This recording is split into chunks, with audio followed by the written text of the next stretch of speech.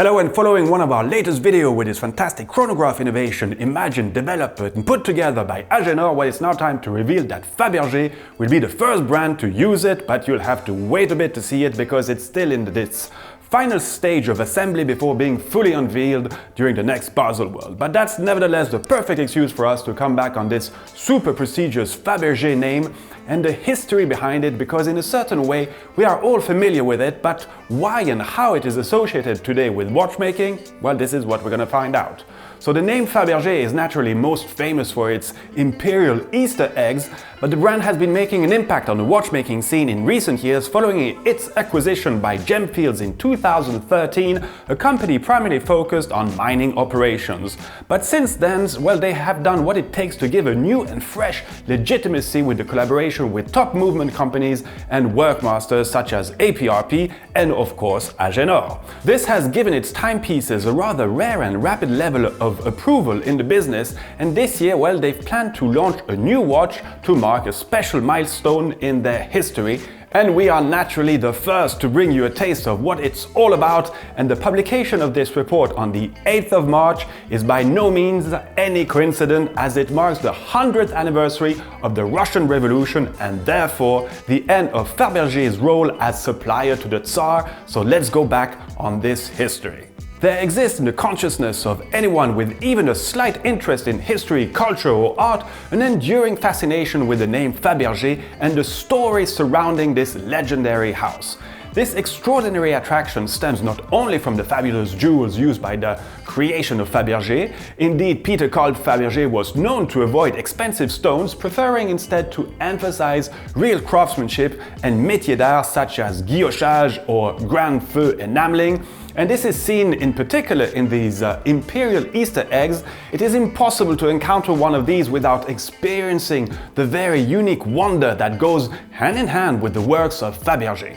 And of course, well, the key feature, if one can call it like this, is the surprise that at the heart of every egg. Everyone is different, no two the same, because they are as wonderful and as distinct as the stories that they hold.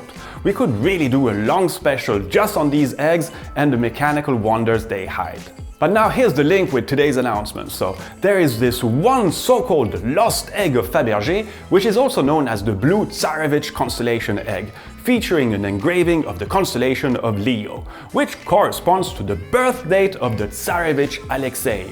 It was to be presented to the Tsarina Alexandra for Easter in 1917, but then the revolution came, the Bolsheviks came, and the unfinished egg simply vanished. We never reached the end of the story of the constellation egg, and that story stopped on the very 8th of March 1917, precisely 100 years ago. So 2017 is naturally a year of significance for Fabergé. It marks the centenary of a great work that was sadly left unfinished, but the Fabergé name has kept its hold on our collective imagination like no other jewelry house. Even after Peter Carl Fabergé and his family went into exile and the company name was acquired by others and sadly quite misused for so many applications, you wouldn't believe it, before things got sorted out in these recent years thanks to this recent revival. Imperial Easter Eggs have never lost their magical appeal.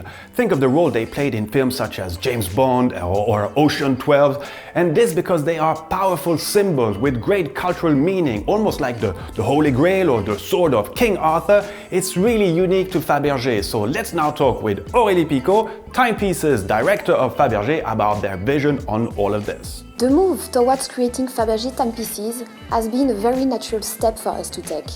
In our digital age, this watch is like the ambassador for mechanical delight and mechanical creativity, exactly like the Fabergé automaton at their time. The surprise at the heart of every Fabergé egg is something that we try to incorporate in all our watches. On the Peacock watch with the peacock revealing its tail, or on the DTZ watch with the second time zone, which is only visible for the person wearing the watch. We think people really respond to this, and we think also that the secret of Fabergé has not lost its power.